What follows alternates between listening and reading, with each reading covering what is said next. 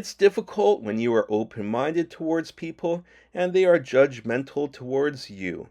When I wanted to get qualified as an instructor, you had to pass 7 exams. These exams were quite hard, and only one other person was able to complete them.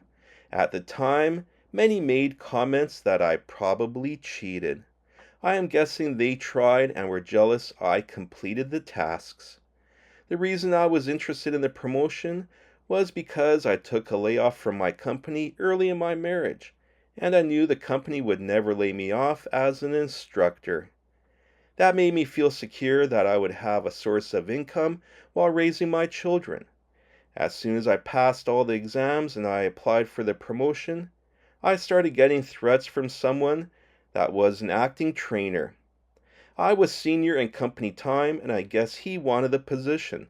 I shrugged off the threats. I did well in the interviews and got the position. In fact, there were 3 positions awarded, and that included the person making the threats. You would think attitudes would simmer down. He happened to work the same hours as me. He was more of a person that avoided work, but made himself look busy. It takes a special scammer to pull off that kind of talent.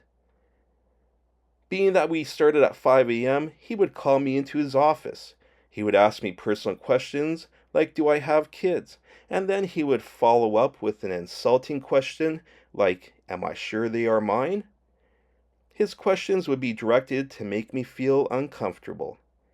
Then he would show on his computer my parents' street, house, and phone number. He started insulting them and making comments about calling them at 5:30 in the morning to tell them how horrible I was. He would give me a written note and tell me that I have to record a voicemail on his phone, like I was his secretary. Then he would videotape me walking away and show me the video later as he was trying to mimic my movements.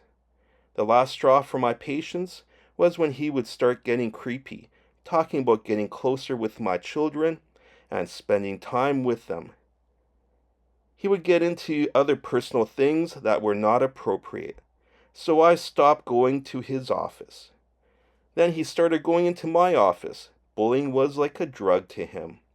He would ask if I was into horror films, then he would hold a stapler to my temple and tell me that I had to answer his lame questions. He would grab my arm, forcing me to a paper chopping machine where he would try to lay my fingers across the line where the blade would slice the paper. It went from verbal to physical to sexual. He would corner me that he had some sort of rash in his inner thigh. It was the perfect level that when I was sitting, his crotch would be at my face. I would tell him to stop, and he would start gyrating his hips. At this point, I would yell at him to leave. This torture would go on for months. Funny, he would finish his games about 15 minutes before people would show up for the 6 a.m. shift. Trying to fit in with the other trainers, I would join the group for a walk to get coffee. The bully would make sure I was behind the group, and if I cut up, he would whisper to me that I don't belong. I stopped going. I was busy anyways with actual work. After I stopped, their coffee walks increased from 2, 3, and sometimes 4 hours in length. As he said one time in a speech, they would go down the rabbit hole to solve the world's problems.